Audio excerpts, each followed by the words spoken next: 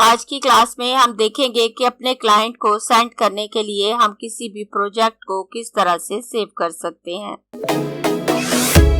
मैं हूं आपकी टीचर मुबीना बारी और आप देख रहे हैं एफर्ट फॉर सक्सेस।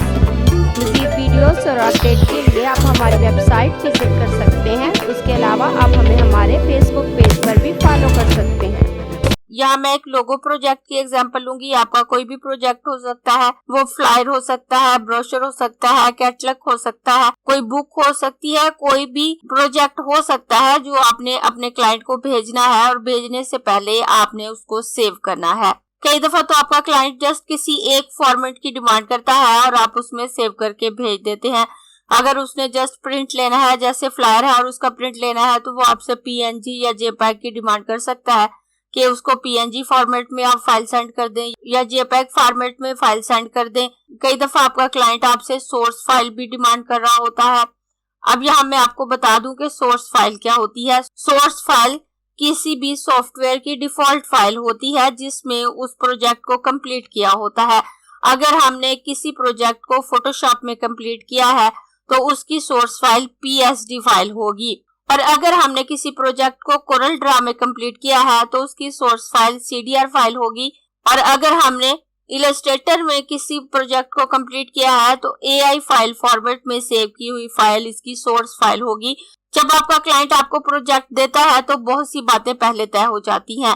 पहले से तय हो जाता है कि आपने किस फाइल फॉर्मेट में उसको अपना प्रोजेक्ट सेंड करना है, उसकी कलर स्कीम क्या होगी। आप क्लाइंट से पूछते हैं कलर में कोई लोगो चाहिए, या अगर वो ब्रोशर, फ्लायर या कैटलॉग कुछ भी डिजाइन करवा रहा है तो उसमें किस कलर को वो प्रोमिनेंट रखना चाहता है, और जो कलर स्कीम आप क्लाइंट के साथ डिसाइड करते हैं उसी के मुताबिक आप अपने प्रोजेक्ट को डिजाइन करते हैं। लेकिन उसके बावजूद डिजाइन करने के बाद आप उसको डिफरेंट वेरिएशन दे सकते हैं ताकि वो उनमें से डिसाइड कर ले जो उसे पसंद है।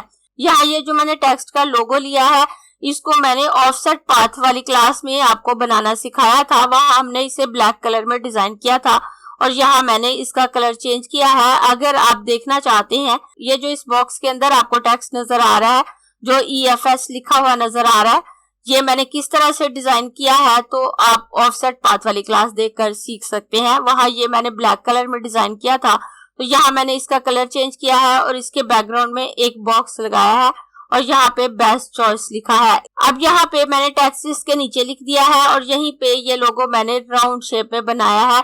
इस तरह से आप डिफरेंट वेरिएशन अपने क्लाइंट को दे सकते हैं और उसमें से वो जो भी सिलेक्ट करेगा उसको आप फाइनल कर सकते हैं और उसके बाद उसको सेव करना शुरू कर सकते हैं। अब सपोज करें मेरे क्लाइंट ने ये वाला लोगो पसंद किया है तो मैं इन दोनों लोगोस को डिलीट कर दूंगी और उसके बाद इसको सिलेक्ट करूंगी और सिलेक्ट करके यहाँ रख लेती हूँ। जब आप अपने क्लाइंट को कोई भी प्रोजेक्ट सेंड करते हैं तो उससे पहले कुछ सेटिंग करनी होती है आपको, ताकि आपका काम सक्सेसफुली आपके क्लाइंट तक पहुंचे और उसमें कोई खराबी ना हो। अपने प्रोजेक्ट को सेंड करने से पहले आप चेक कर लें, अगर उसमें कोई इमेज यूज हुआ है तो आप इसको एम्बेड कर दें। प्रोजेक्ट में कोई टेक्स्ट मौजूद है तो आप उसको क्रिएट आउटलाइन कर दें। क्रिएट आउटलाइन करने से वो टेक्स्ट ऑब्जेक्ट में तब्दील हो जाएगा और उस तरह से अगर आपके क्लाइंट के सिस्टम में वो फॉन्ट नहीं होगा तो उसमें प्रॉब्लम नहीं होगी, वो इजीली यूज हो जाएगा। लेकिन अगर आप उसे क्रिएट आउटलाइन नहीं करते तो जब आप प्रोजेक्ट सेंड करेंगे और उस वक्त अगर आपके क्लाइंट के सिस्टम में वो फॉन्ट नहीं होगा तो वो मिसिंग फॉन्ट का एरर दे देगा और वहां पे कोई दूसरा फॉन्ट रिप्लेस करना पड़ेगा और आपके काम की क्वालिटी खराब होगी। इसलिए आप अपने टेक्स्ट को क्रिएट आउटलाइन कर दें। लेकिन अगर आपको लगता है कि आपके क्लाइंट को टेक्स्ट को एडिट करना पड़ सकता है या फिर वो टेक्स्ट को एडिटेबल फॉर्म में आपसे डिमांड कर रहा है तो उस सूरत में पैकेज ऑप्शन को यूज करते हुए आप फाइल को सेव करें। उस तरह से आपके टेक्स्ट की कॉपी भी उसके साथ सेव हो जाएगी और जो इमेजेस यूज हुए होंगे उनकी कॉपीज भी सेव हो जाएंगी। और जब आपके क्लाइंट के पास वो प्रोजेक्ट पहुंचेगा तो अगर उसके पास वो फॉन्ट नहीं है तो वो उस फॉन्ट को अपने सिस्टम में इंस्टॉल कर सकता है और इजीली यूज कर सकता है। और पैकेज ऑप्शन को भी हम पहले देख चुके हैं। तो मैं यहाँ इस टेक्स्ट को सिलेक्ट करूंगी, इस पर राइट क्लिक करके इसको क्रिएट आउटलाइन कर देती हूँ। अब ये ऑब्जेक्ट बन चुका है और जब ये टेक्स्ट मेरे क्लाइंट के पास पहुंचेगा और अगर उसके सिस्टम में ये फॉन्ट नहीं भी होगा तो कोई प्रॉब्लम नहीं होगी। उसके बाद सबसे पहले मैं इसकी AI फाइल सेव करूंगी। तो पहले मैं यहाँ पर एक फोल्डर क्रिएट कर लेती हूँ डेस्कटॉप पे, जहां मैं इसको सेव करूंगी और मैं इसका नाम EFS लोगो प्रोजेक्ट रख लेती हूँ। और उसके बाद मैं जितनी फाइल्स बनाऊंगी इसके अंदर सेव करूंगी। उसके बाद मैं अपने इलस्ट्रेटर को मैक्सिमाइज कर लेती हूँ। मैक्सिमाइज करने के बाद अब सबसे पहले हम इसकी सोर्स फाइल को सेव करेंगे। तो मैं AI फाइल फॉर्मेट में इसको सेव कर लेती हूँ। डिफरेंट फॉर्मेट में सेव करने से रिलेटेड ऑप्शन भी हम देख चुके हैं, उसके अलावा एक्सपोर्ट ऑप्शन भी हम देख चुके हैं। तो अगर आप पूरी प्लेलिस्ट को फॉलो कर रहे हैं तो आप इन तमाम ऑप्शन को अच्छे से सीख चुके होंगे। लेकिन अगर आपको नहीं पता तो एक्सपोर्ट की वीडियो भी मौजूद है, सेव एज की वीडियो भी मौजूद है, उसके अलावा डिफरेंट फाइल फॉर्मेट को सेव करने से रिलेटेड वीडियोस भी मौजूद हैं, तो आप देख सकते हैं। मैं फाइल मेन्यू में आऊंगी और यहाँ से सेव एज ऑप्शन पे आकर यहाँ से मैं इसे कोई भी नाम दे सकती हूँ। तो मैं इसे EFS लोगो नाम दे देती हूँ। उसके बाद मैं यहाँ से AI फॉर्मेट सिलेक्ट करूंगी और डेस्कटॉप पे आकर यहाँ से EFS लोगो प्रोजेक्ट वाला फोल्डर सिलेक्ट करूंगी और यहाँ से सेव ऑप्शन पे क्लिक कर दूंगी।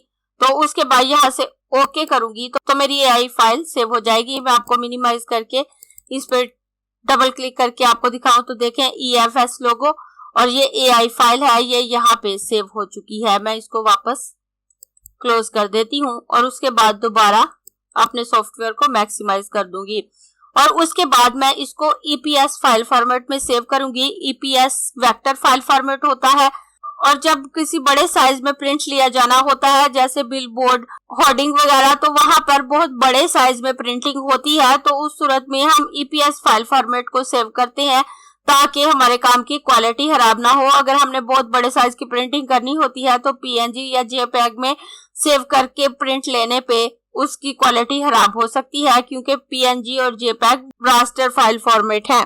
क्योंकि हम लोगो प्रोजेक्ट की एग्जांपल ले रहे हैं तो लोगों को मल्टीपल जगहों पे यूज करने की जरूरत पड़ती है। एक ही लोगों को हमारा क्लाइंट मल्टीपल जगहों पे यूज कर सकता है। अगर वो अपनी एडवर्टाइजमेंट के लिए बिल बोर्ड बनवा रहा है, होर्डिंग्स वगैरह बनवा रहा है तो वहां पे भी यूज करेगा। अगर उसकी कोई पैकेजिंग है उस पर यूज किया जाएगा, लेटर हेड पे यूज किया जा सकता है। उसके अलावा अगर उसकी कोई वेबसाइट है तो उस पर भी अपलोड करेगा। इस तरह से एक ही लोगों को मल्टीपल जगहों पे यूज किया जाता है, इसलिए इसे डिफरेंट फाइल फॉर्मेट में सेव करना होता है ताकि हमारे क्लाइंट को कोई प्रॉब्लम ना हो और वो सक्सेसफुली इसको यूज कर सके।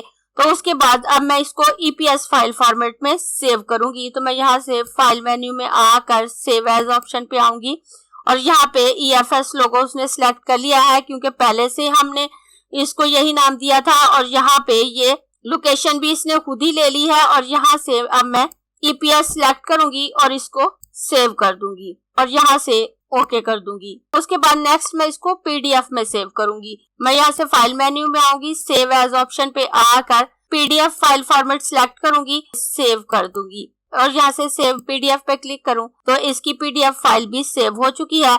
उसके बाद मैं इसको SVG फाइल फॉर्मेट में सेव करूंगी क्योंकि अगर हमारा क्लाइंट इस लोगो को किसी वेबसाइट पे अपलोड करना चाहता है तो वो SVG फाइल फॉर्मेट को यूज करते हुए इजीली अपलोड कर सकता है।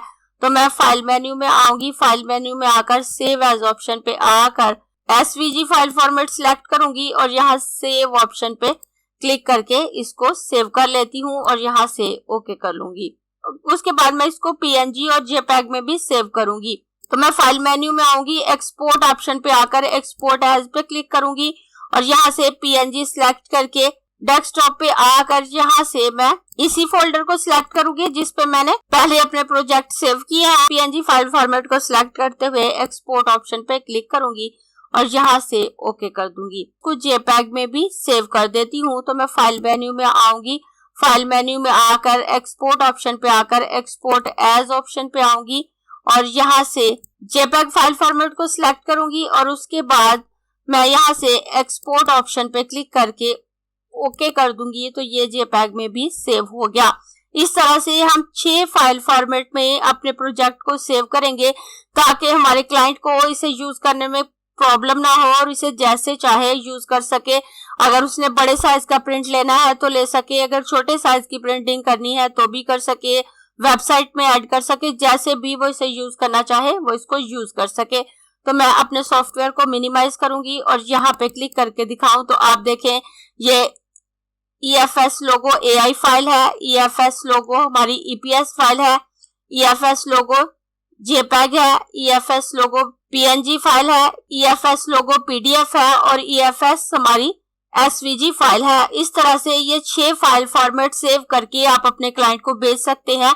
ये तो हमने इस प्रोजेक्ट को सेव कर लिया क्लाइंट को सेंड करने के लिए। उसके बाद हम क्लाइंट को इसे सेंड कैसे करेंगे, क्योंकि सेव करने के बाद तो ये आपके सिस्टम में ही मौजूद है और आपने इसे अपने क्लाइंट को भेजना है। अगर तो आप किसी फ्रीलांस मार्केट प्लेस पे काम कर रहे हैं तो वहां पे प्रोजेक्ट को अपलोड करने से रिलेटेड या प्रोजेक्ट को सेंड करने से रिलेटेड ऑप्शन उसी फ्रीलांस मार्केट प्लेस पे मौजूद होता है और आप वहां पे क्लिक करके उसको सेंड कर सकते हैं। लेकिन अगर आप किसी फ्रीलांस मार्केट प्लेस पे काम नहीं कर रहे और आपने डायरेक्ट क्लाइंट को प्रोजेक्ट भेजना है तो आप कैसे भेजेंगे, तो उसके लिए अपनी नेक्स्ट वीडियोस में मैं आपको 2 तरीके बताऊंगी।